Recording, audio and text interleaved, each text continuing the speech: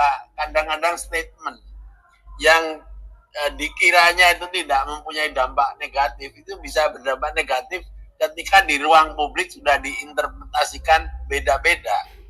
Jadi misalnya tadi interpretasi Yai Ubaidillah yang sangat positif bahwa statement haram itu bukan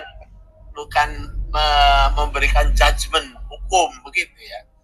Tetapi bagi pengguna yang ingin melakukan sesuatu ya tindakan kepada kelompok Bahlawi, haram itu sudah dianggap sebagai satu hukum fikih itu ya, kayaknya begitu.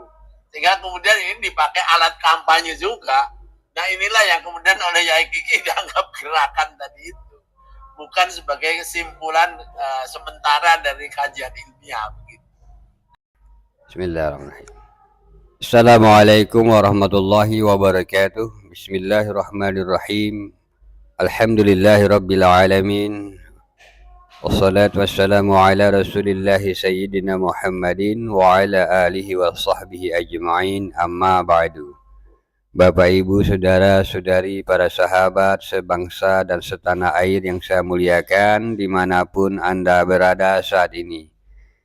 Yang saya hormati juga kepada siapapun Anda, dari negara manapun Anda yang mengikuti kajian-kajian keislaman dan berita-berita ataupun informasi-informasi yang disampaikan melalui video-video yang ada di channel Wali NU ini.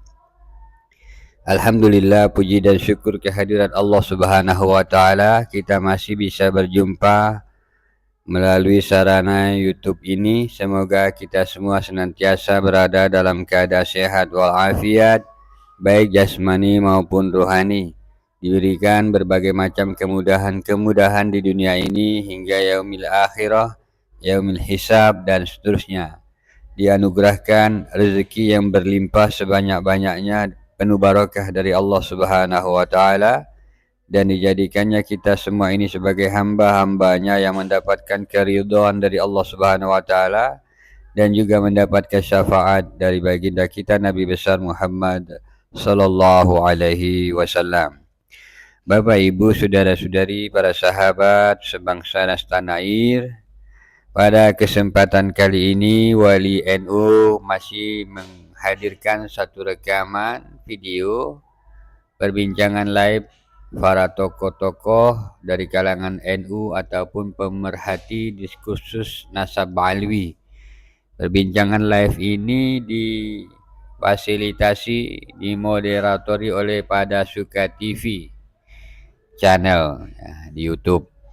Jadi kita minta izin walaupun tidak langsung, mudah-mudahan sebagian daripada rekaman video live daripada Suka TV ini bisa juga kita siarkan ulang melalui channel Wali NU ini ya. Tentunya dengan komen-komen yang berbeda ataupun tanggapan-tanggapan tambahan dari kita, dan Anda pun bisa menambahkan komen-komen ataupun tambahan pendapat melalui kolom komentar yang kami sediakan di bawah video ini. Tadi sedikit Anda sudah mendengar cuplikan bagaimana tentang komentar yang disampaikan oleh Profesor Dr. A.S. Hikam. Sebelumnya Anda ketahui ya, bahwa beliau ini adalah mantan Menristek di era Gus Dur ketika menjadi Presiden Republik Indonesia. Jadi ada kesimpulan haram atau pengharaman terhadap nasab Bahlawi yang disampaikan oleh Kiai Haji Imaduddin Utsman Al-Bantani ini menjadi suatu masalah di tengah-tengah masyarakat. Tetapi pada hakikatnya itu suatu resiko ya, ketika kita bicara nasab atau ketika kita meneliti tentang suatu nasab ya. Karena penelitian nasab ini kan mencari tahu status daripada suatu nasab. Yang dicari apakah nasab itu tersambung atau tidak. Dalam bahasa hukum ya sahih atau ghairu sahih. Kalau sahih berarti ya tidak ada masalah. Kalau ghairu sahih, tidak sahih berarti bisa maudhu, palsu nasab itu. Bisa mengqati, tidak tersambung. Atau yang lainnya. Artinya itu merupakan resiko ketika ada orang yang meneliti nasab. Dan pada kesempatan kali ini, sejak 1 tahun yang lalu, Kiai Haji Imaduddin Usman Al-Bantani menunjukkan kepada kita tentang tidak sahihnya nasab kalangan Ba'alwi ini. Tidak sahih ya berarti haram untuk diakui sebagai keturunan dari Nabi Muhammad SAW. Jadi istimbat hukum atau hasilnya memang akan melahirkan hukum. Penelitian tentang nasab ya tentu akan melahirkan hanya itu. Sahih, tidak sahih, itu saja. Kalau sahih berarti tidak ada masalah, berarti nasab mereka tersambung. Tetapi ini kan tidak sahih, munqati, maudhu dan seterusnya. Dan itulah ya, fakta yang ditemukan oleh Kiai Haji Imaduddin Usman Al-Bantani. Bahkan tidak hanya beliau, ada banyak kiai-kiai dari kalangan pesantren dan juga gus-gus yang ketika mereka terpancing dan melakukan penelitian juga, dan mereka juga menemukan fakta yang sama, yaitu mulai abad keempat hingga abad ke-9 tidak ditemukan data-data itu. Tidak adanya riwayat yang menunjukkan bahwa klaim dari kalangan Ba'alwi yang dimulai dari abad ke-9 oleh Habib Ali bin Abu Bakar As-Sakron di dalam bukunya Al-Burqah Musiqah, di mana di sana ia mencantumkan bahwa nenek moyang mereka yang bernama Ubaidillah adalah putra daripada Sayyid Ahmad bin Aisyah, di mana Sayyid Ahmad bin Aisyah ini adalah populer sebagai putra atau zuriat dari baginda kita Nabi besar Muhammad SAW. Tetapi setelah ditelusuri dari kitab-kitab sejarah mulai abad ke-4 hingga abad ke-9 maupun kitab-kitab nasab, ya, masa itu lebih kurang 550 tahun lamanya, tidak ditemukan ada kitab-kitab sejarah ataupun kitab nasab yang memberitakan bahwa Ubaidillah itu sebagai putra dari Sayyid Ahmad bin Aisyah. Dan di dalam ajaran Islam mengakui orang lain yang bukan bapaknya itu adalah haram hukumnya, dan itu adalah ajaran Islam.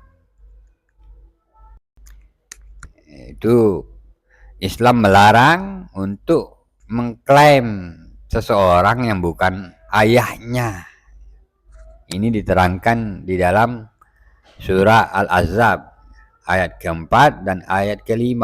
Nanti Anda bisa baca di sana ya, tentang kisah Zaid bin Harithah, di mana para sahabat pada waktu itu mengingat Zaid bin Harithah sebagai anak angkat Rasulullah, ya, anak angkat daripada baginda kita Nabi Muhammad SAW, dan pada saat itu Rasulullah juga sangat menyukai Zaid bin Harithah ini, yang kemudian para sahabat mengajukan atau merekomendasikan atau menginginkan agar Rasulullah mengizinkan daripada Zaid ini menjadi anak kandung sepertinya ya, dengan mengizinkan Zaid ini menggunakan bin dari Muhammad, jadi Zaid bin Muhammad ya.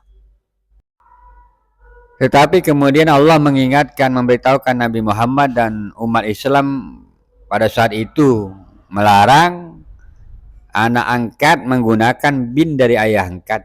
Anak angkat tetap menggunakan bin dari ayah kandungnya. Nah, itu nanti baca di dalam surah Al-Ahzab ya, di ayat ke-4 dan ayat ke-5.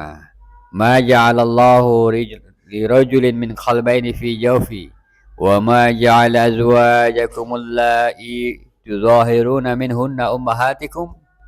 Nah, itu ya. Dia tidak menjadikan istri-istrimu yang kamu zihar itu sebagai ibumu. Jadi kita menganggap istri kita sebagai ibu kita itu juga tidak boleh. Wa ma ja'ala ad'iyaakum abna'akum, dan tidak pula menjadikan anak angkatmu sebagai anak kandungmu sendiri. Zalikum qaulukum bi afwahikum, itu cuma ada di dalam perkataan di mulutmu saja. Wallahu yaqulul haqqa wa huwa yahdis sabil. Allah mengatakan sesuatu yang hak dan Allah menunjukkan jalan yang benar ya, itu di dalam surah Al-Ahzab ayat ke-4. Anda juga bisa membaca di dalam ayat yang ke-5. ud'uhum li'abaihim huwa aqsatu 'indallah. Panggillah mereka, yaitu anak angkat itu, dengan memakai nama bapak mereka. Suruh menyeru atau memanggil anak angkat dengan memakai nama bapak mereka, binnya. Jadi tidak boleh bin ayah angkatnya, tetapi bapak kandung mereka. Jadi anak angkat menggunakan bin dari ayah kandungnya. Ud'uhum li'abaihim huwa aqsatu 'indallah, dan itulah yang paling adil di sisi Allah. Fa illam ta'lamu aba'ahum wa ikhwanukum fid din wa mawalikum.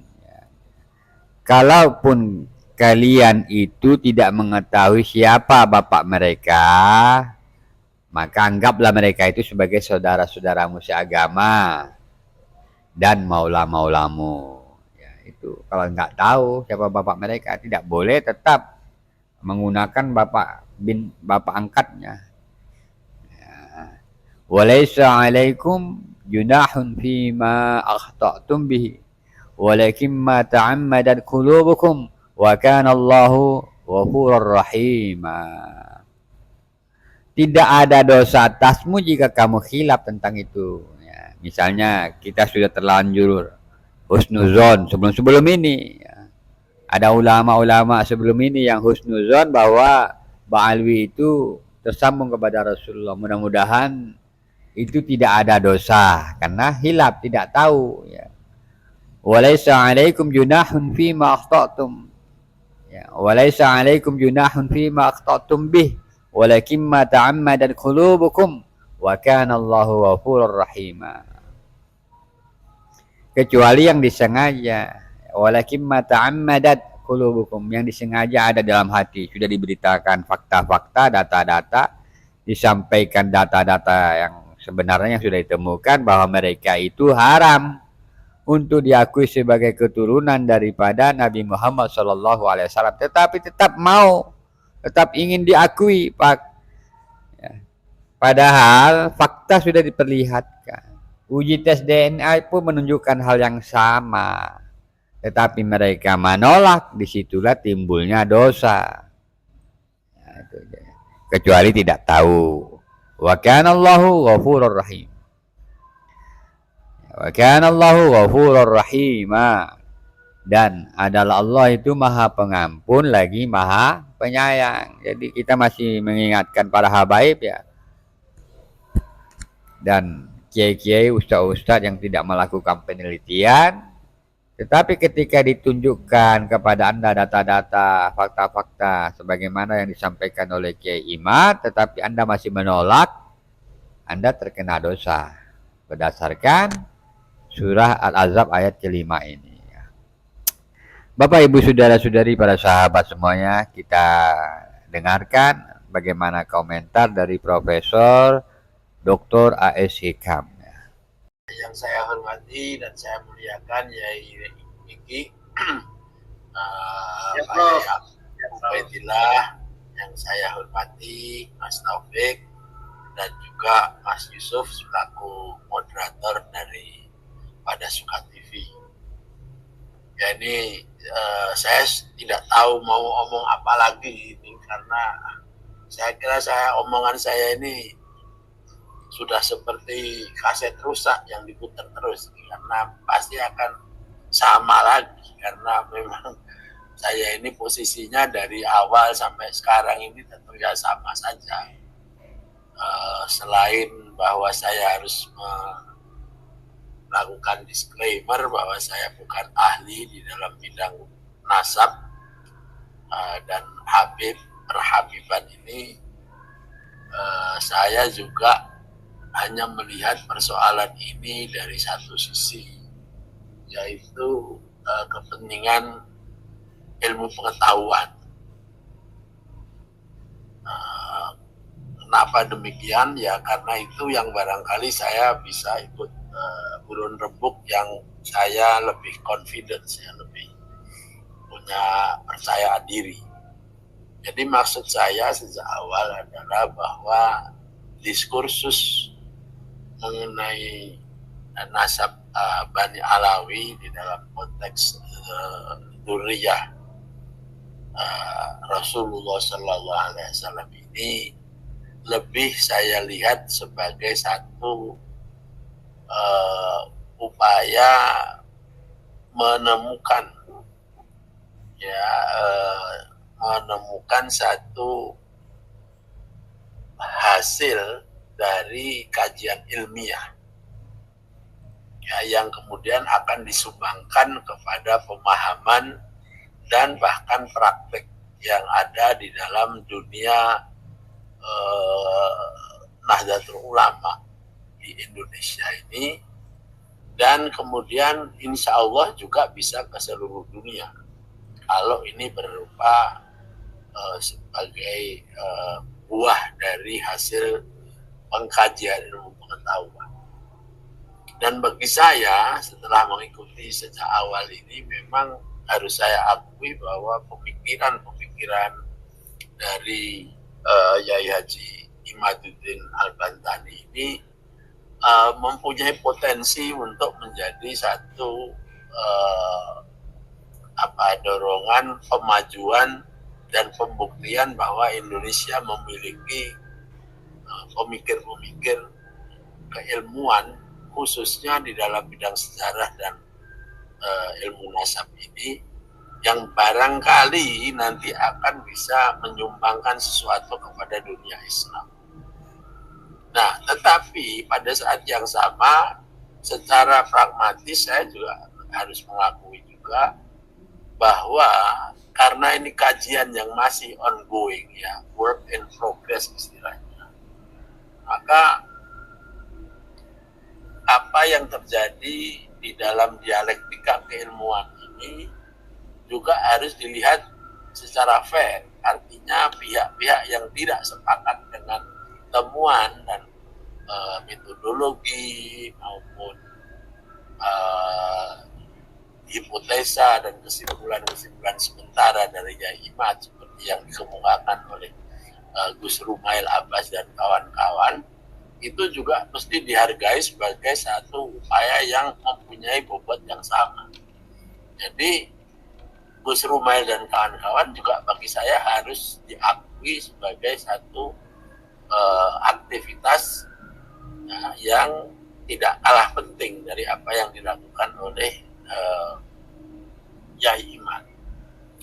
Nah, tetapi ilmu seperti ini ya, ilmu nasab ini tentu tidak mungkin bisa disamakan dengan misalnya pengkajian-pengkajian mengenai hal-hal yang lain ya, fikih misalnya tentang hukum perdagangan atau hukum misalnya saja pemikiran mengenai haji atau apapun, karena ada kekhasan bahwa yang disentuh oleh kajian dari dari Yai Imad dan Gus Rumail ini bersentuhan dengan apa yang saya selalu katakan sebagai dunia dalam kehidupan masyarakat NU yang sudah usianya beratus-ratus tahun. Jadi sudah seperti sesuatu yang taken it for granted ya, seperti sudah sesuatu yang diterima apa adanya. Nah, dengan demikian, karena sudah begitu lama, maka status daripada masalah Habib dan masalah nasab ini sudah begitu kental dengan kehidupan, tradisi, kultur, akhirnya juga merembet kepada kepentingan-kepentingan yang konkret, yaitu kepentingan politik, kepentingan ekonomi, kepentingan sosial, dan lain sebagainya, sehingga ketika muncul katakanlah kesimpulan sementara yang dikemukakan oleh Yai Imad dan kawan-kawan ini, ternyata juga mempunyai dampak yang sangat serius, baik yang konkret saat ini maupun kemungkinan di masa depan. Sehingga ya kemudian seperti Yai Ubaidillah melihat persoalannya ini ada urusannya dengan masalah hegemoni dan ada urusannya dengan masalah hubungan atau relasi kekuasaan. Dan itu masuk akal juga kalau dilihat dari satu perspektif yang mengaitkan antara ilmu dan kekuasaan. Kenyataannya memang begitu. Nah, oleh karena itu menjadi sangat masuk akal apabila kemudian reaksi yang dikemukakan atau dilontarkan oleh pihak-pihak yang berkepentingan, wabil khusus oleh warga NU dan Jamiah NU ini begitu besar. Karena apa? Karena ini masalah sensitif. Ya, saya sendiri aja ya, kalau saya menggunakan pribadi saya sebagai contoh ya, adalah orang pesantren atau lahir di pesantren, besar di pesantren, orang tua punya pesantren. Itu kalau kita sudah berkaitan dengan tradisi menghormati Habib atau Habaib dan Zuriyah Rasulullah, itu adalah sesuatu yang nyaris tidak perlu dipertanyakan lagi. Boro-boro kemudian mengusut Habaib yang Habib yang datang di rumah ini orang Ba'alawi atau tidak mungkin itu. Pokoknya kalau orang itu memang sudah diakui sebagai Habib, ya sudah, itu posisi sosial, posisi religi, posisi apapun itu sudah memang harus dihormati. Nah, ini kalau dirasakan oleh jutaan masyarakat NU, ya mau dikatakan salah atau benar, ini merupakan realitas sosial tersendiri yang barangkali tidak dirasakan atau ditemui di komunitas Islam lain di Indonesia, misalnya komunitas Muhammadiyah dan lain sebagainya. Nah, ini implikasinya memang tidak bisa dianggap main-main, apalagi dianggap sebagai tidak penting. Ya, ini penting. Nah, karena ini masalah penting, maka implikasinya adalah salah satunya kenapa kemudian reaksi dari misalnya saja Yai Fahrur yang mewakili PBNU itu seperti itu. Itu saja sudah membuktikan bahwa ini bukan tidak penting, ini menjadi sangat penting. Ya. Kemudian kalau kita lihat juga dari sikap yang direpresentasikan oleh Yai Imad dan kawan-kawan itu, kadang-kadang juga kemudian lupa, atau mungkin tidak lupa ya, tapi memang merupakan satu kesadaran mereka bahwa ini kalau secara keilmuan ini memang baru kesimpulan sementara, bukan satu kesimpulan yang final. Ya. Namun ya namanya kiai ya, kadang-kadang kan juga harus berbicara secara terus terang dan kemudian punya semacam umat atau jamaah begitu, sehingga statementnya ya kemudian menjadi mudah terdistorsi. Apalagi memang secara tertulis Yai Imad juga mengatakan bahwa keterputusan ini sudah jelas, sudah tidak bisa diragukan lagi, bahkan sampai mengatakan beliau ini bahwa siapapun yang masih menganggap bahwa Ba'alawi ini nyambung nasabnya itu haram, kan begitu. Nah, pernyataan-pernyataan seperti ini secara keilmuan ya, kalau kita lihat secara keilmuan modern, ini tentu agak sulit untuk dipertanggungjawabkan, karena apapun yang terjadi dalam kesimpulan-kesimpulan sementara itu masih bisa diragukan, masih bisa dipertanyakan, dan oleh karenanya itu belum final. Nah, inilah barangkali yang kemudian dianggap oleh Yai Fahrur dan mungkin beberapa pendukung dari keluarga nasab Ba'alawi ini sebagai sesuatu yang eksesif. Bahkan diprediksi atau diproyeksikan ini akan menjadi semacam genosida terhadap nasab Ba'alawi dan keturunannya. Nah, kalau ini dianggap seperti itu, maka tentu sebagai pemegang amanah organisasi ya, PBNU dan orang-orang yang memegang amanah itu tentu merasa bertanggung jawab bagaimana menyelesaikan ini. Nah, ternyata yang muncul adalah seperti yang kemarin, yang saya anggap sebagai sesuatu yang masih slip of the tongue ya, karena belum resmi dan belum muncul surat, tapi sudah kemudian disebutkan bahwa mengambil tindakan pemecatan. Nah ini kemudian dua-duanya menjadi berbenturan. Nah kalau sudah berbenturan di ruang publik, maka resikonya ya bisa besar bisa enggak. Besarnya itu kan kemudian ada kelompok-kelompok yang merasa sangat tersinggung dan kemudian malah menantang-nantang. Nah, atau kemudian ada pihak-pihak yang merasa kemudian mempunyai celah untuk mengompori situasi seperti ini, sehingga kemudian akan bergeser dari apa yang tadi saya sebutkan sebagai satu upaya yang bersifat keilmuan menjadi sesuatu yang sangat bernilai pragmatis bahkan politik. Nah, bagaimana cara menyelesaikan ini? Kalau saya memang tidak cocok dengan pendekatan power. Ya, misalnya langsung diberhentikan atau dipecat dan lain sebagainya sebelum ada upaya-upaya yang khas NU yaitu tabayun. Nah, masihkah mungkin tabayun itu dilakukan? Menurut saya masih. Dan tabayun karena saya sangat bias terhadap perspektif ilmu pengetahuan, maka tabayun itu ya dilakukan menggunakan metodologi dan menggunakan prosedur ilmu pengetahuan. Caranya yaitu melakukan diskusi, dialog yang difasilitasi oleh Nahdlatul Ulama entah pada level cabang atau wilayah atau bahkan PB gitu ya, agar supaya dua-dua stakeholder ini kemudian bertemu dan melakukan semacam diskusi. Makanya saya sangat happy ketika kemarin Yai Fahrur dan Yai Imad itu walaupun nadanya masih emosional sepakat untuk melakukan diskusi karena itu merupakan pintu masuk bagi proses tabayun itu.